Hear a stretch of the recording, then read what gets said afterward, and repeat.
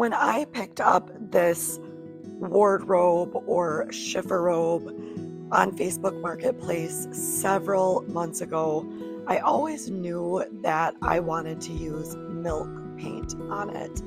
Now, I know this look won't be for everyone. It is a rustic, chippy, distressed look where the paint almost appears that it kind of wore down over time. And I think this is a perfect candidate for it. It already has a lot of character and charm, and I don't want to make it look perfect.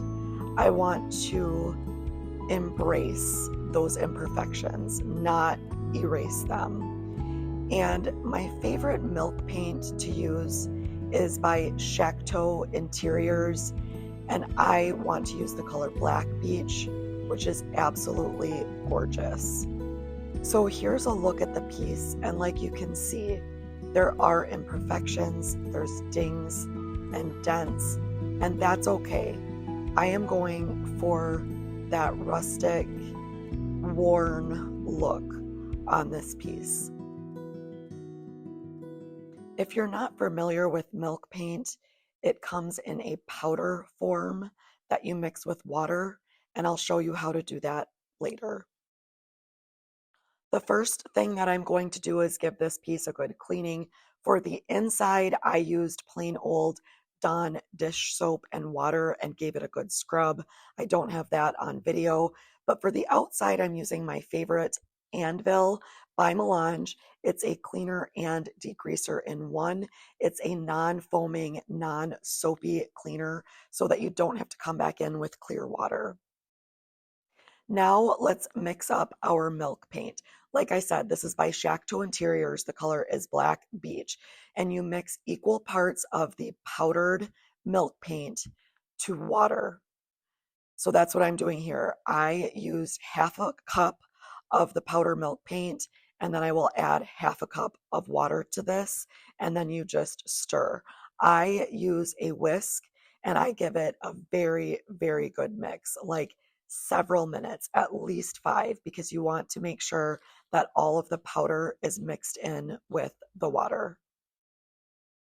Even if you're going to need more paint than this, I do mix it in small batches. So I will do like half a cup at a time.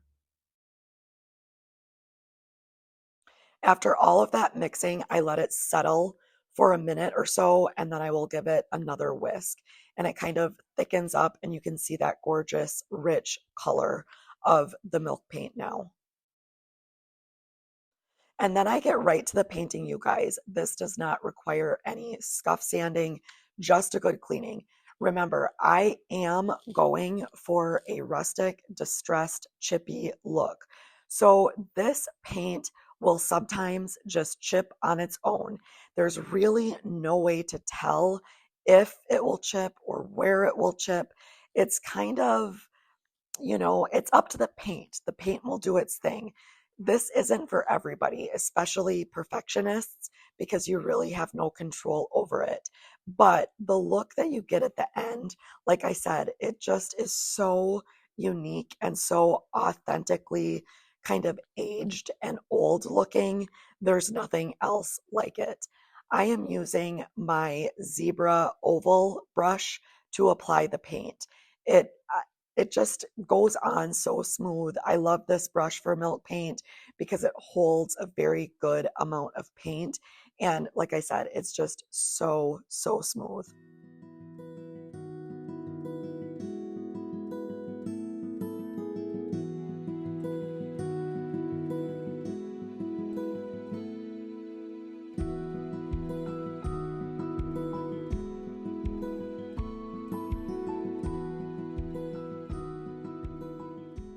And then I just continue on painting using long, even strokes. This paint is not necessarily self-leveling like the other paints that I use, but that's okay. That is not the look that I'm going for. I'm not going for a flawless, perfect, even finish. that's kind of the beauty of milk paint, is that you will get some color variations, and it just really gives you that authentically aged look. And that's what I'm going for here. I want the paint to chip. I want to distress it a little bit. I want it to look like the paint has, naturally chipped and aged over time. So that's why I'm using this. If I was going for a perfect, flawless finish, I would go with a different brand of paint. But in this case, that's what I'm looking for, and milk paint is the perfect candidate. I always get questions on my milk painted pieces. And you guys, to be honest with you, it's still a bit of a mystery to me. Sometimes it does what you want it to, and sometimes it doesn't. Now, if you want it to chip, and in this case I do not use any sort of bonding agent. But even when you don't use a bonding agent, it still may not chip. You just never know. However, if you want to avoid any chipping, you can add the bonding agent right in to the paint mixture, and that will help to avoid any chippiness. But you can see here, after the paint is dry, and this is just one coat, that's all I did, that's all I'm going to do, I am getting some natural chipping. And you see that here where the wood is kind of peeking through from underneath the paint. Again, it's always very hard to predict where the paint will chip exactly. And if you don't get enough chippiness, you can always distress it. And that's what I did in this case here. Looks like I have a little drip right there. I just scratched it off because I'm going to sand this anyway to distress it and to get a smooth finish. I'm absolutely loving this look, and you guys will see the color looks very kind of light or gray. The true color of this piece will come out once I add the top coat, and in this case, it will be hemp oil. And honestly, it's like magic. I will show you guys that in just a little bit.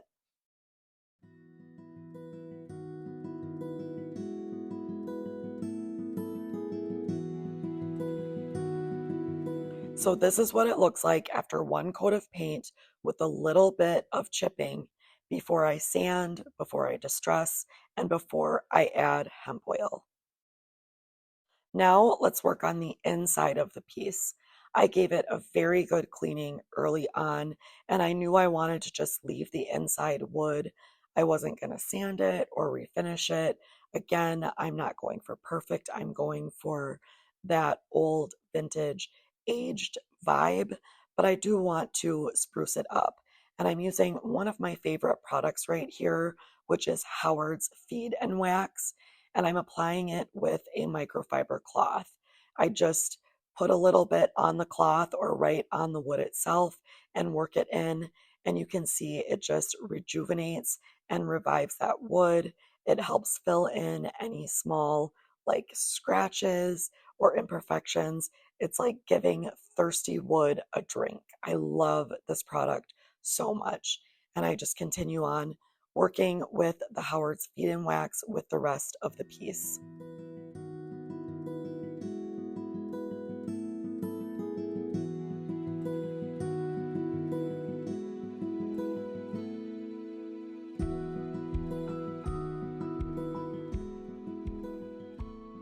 This product has a really nice, light, fresh scent as well. So it's just really great to not only revive your wood, but kind of give it a nice fresh smell. I use this on the insides of my drawers of pieces. You can use it on the outside of your drawers also. And you guys, even if you're not a furniture painter or refinisher, you can use this on pieces that you already have in your own home just to bring them back to life.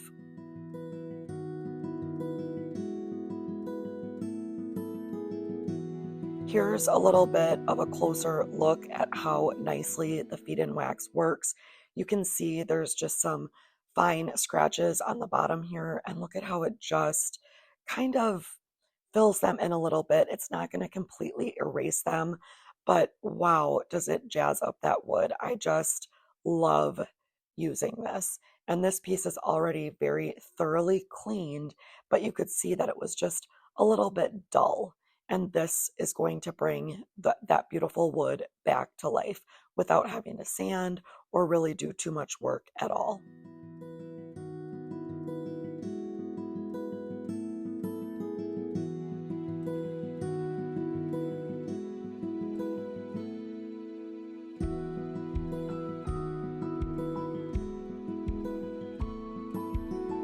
On to another Howard product. This is Restore a Finish, and I am going to use this on the front of the drawers that go inside the wardrobe. I'm just pouring a little bit out onto my fine grade steel wool and working it into the drawers. And you just want to choose a color or stain that kind of closely matches the wood that you're working with. It doesn't have to match exactly, and then you just work it in to the drawers or whatever you're working on with the steel wool pad. And then I let it kind of soak in or sit for a few minutes, and then I'll wipe it back with a microfiber cloth. Once that part is done and you've wiped it all back, I let it sit for another, I don't know, maybe 10 minutes, up to 30 minutes even, and then I will go over it with the feed and wax that you just saw me use on the inside to kind of help seal everything in. Oh, I just love these products.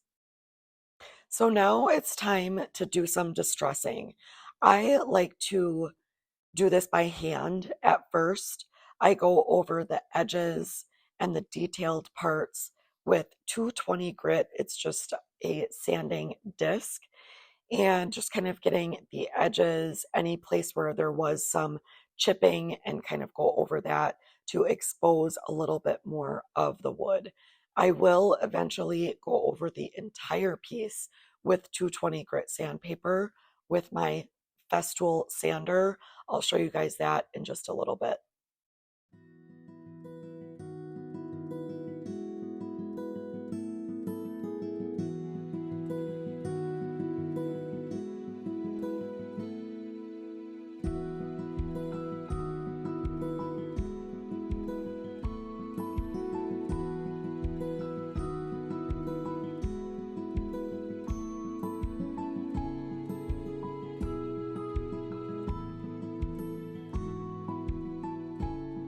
Okay, so now that I've got it distressed to where I want it, I'm going to go ahead and go over the entire piece with 220 grit sandpaper on my Festool sander. This is just going to smooth out and even out that paint so that it's ready for top coat. In this case, I will be using hemp oil. I'll show you guys that coming up. But yeah, could not be easier. Just kind of go over everything, smooth it out. You might get a little bit more chipping and distressing with this, and it looks great. And here's a closer look at some of my hand distressing. You can see just that wood peeking out of those details. Remember, you guys, I did not fix or fill every single dent or imperfection on this piece because I'm going for that old, rustic, worn, chippy, distressed look. I personally love it. I know it's not for everyone, but I do love sharing this because a lot of people really do love this look. And I always get lots of questions about using milk paint and how I achieve this look.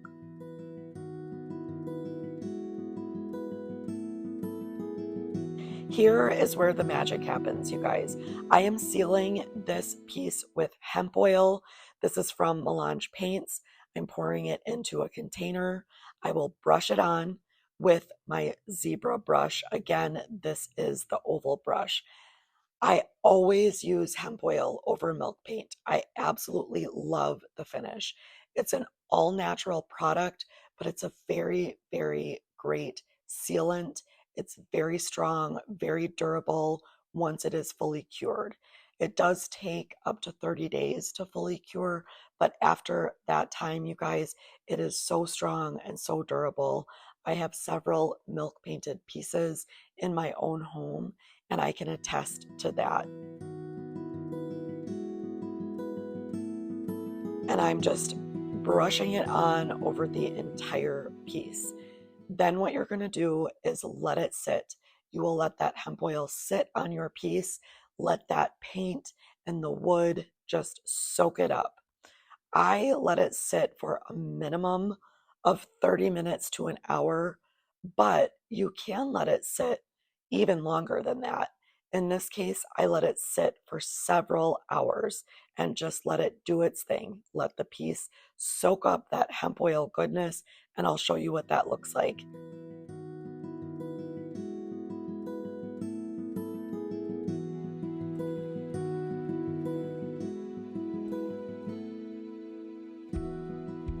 This is one of my favorite parts of the milk painting process because when you do use the hemp oil, the color and the distressing and the chippiness comes to life.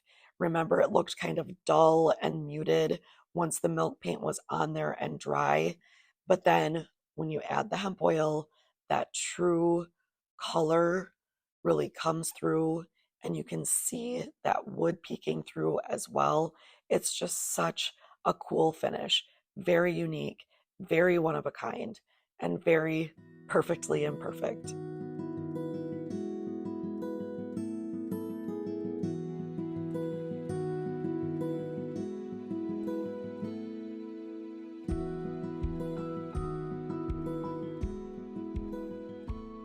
Okay, I'm all done with the hemp oil, and this is what it looks like after it's been sitting and soaking in for several hours. So can you see where the paint and the wood has absorbed a lot of the hemp oil? That's exactly what it's supposed to do. So then what I'm going to do is come in with some microfiber cloths and just wipe back the excess.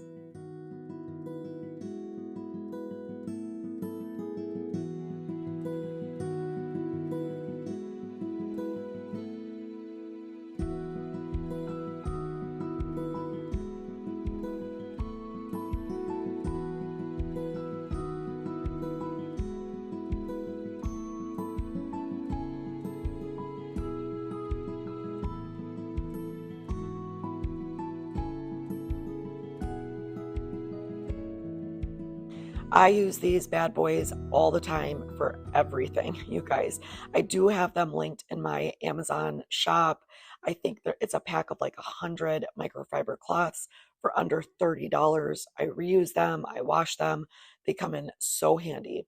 But as you can see here, I'm just wiping back the excess hemp oil. And sometimes you'll need to do this 2 or 3 times. I usually do a first round, kind of let it sit, and sometimes you'll see more oil kind of coming up to the surface. And I'll just do it, repeat this process until the oil is no longer, coming through and showing up. Usually it's about 2 to 3 wipe downs.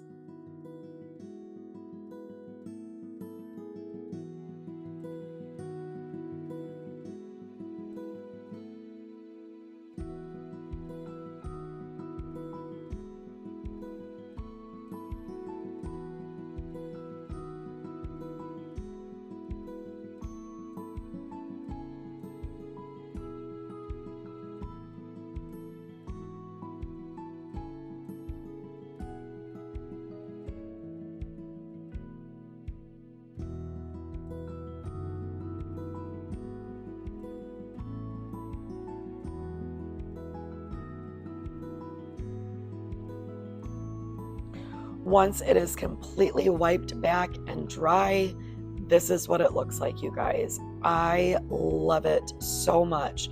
That wood kind of peeking through the paint, the distressed details. I love it. Like I said, I know it's not for everyone. Some people prefer a sleek, perfect, modern finish. Other people enjoy a rustic, worn, distressed look. And that's what this is.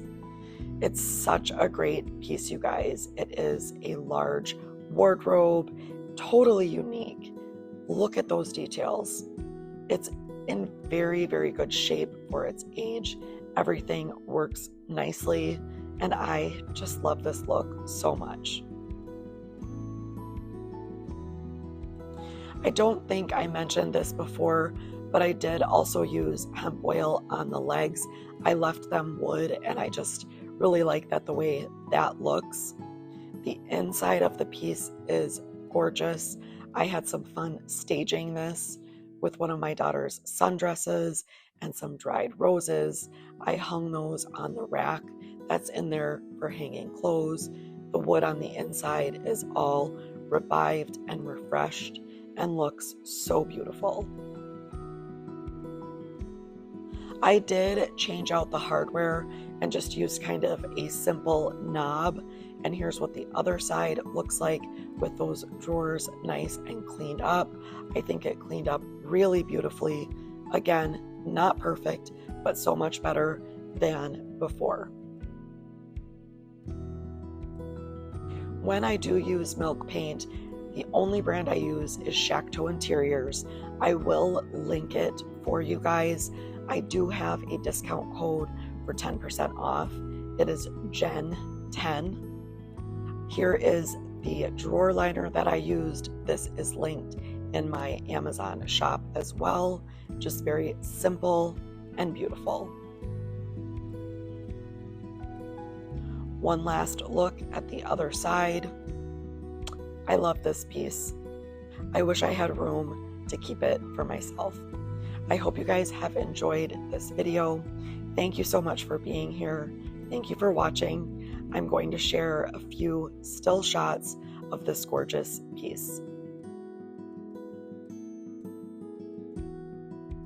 This is such a unique look and such a sweet and special piece. Again, thanks for being here. Follow for more on Facebook.